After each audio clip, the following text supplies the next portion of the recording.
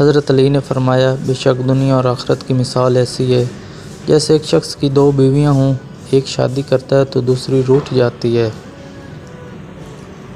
برے انسان کی صحبت سے پرہیز کرو کیونکہ وہ تلوار کی طرح ہے، دیکھنے میں خوبصورت اور اثر میں خطرناک ہوتا ہے۔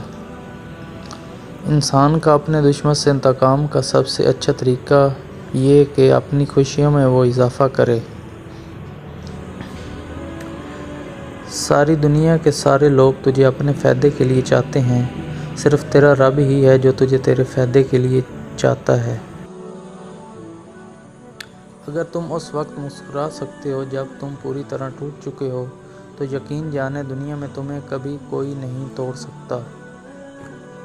ہمیشہ سمجھوتا کرنا سیکھو کیونکہ تمہارا تھوڑا سا جھک جانا کسی رشتے کو ہمیشہ کے لیے توڑ دینے سے بہتر ہے۔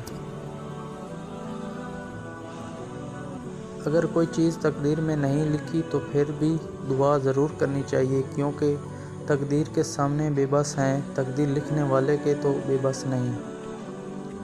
اور وہ دعائیں تو کبھی بھی رد نہیں کرتا، اپنے پاس سنبھال لیتا ہے اور پھر وہ عطا کرتا ہے وہاں جہاں ہم نے گمان بھی نہیں کیا ہوتا۔ انسان کی تمام پریشانیاں دو باتوں کی وجہ سے ہی تقدیر سے زیادہ چاہتا ہے، وقت سے پہلے چاہتا ہے۔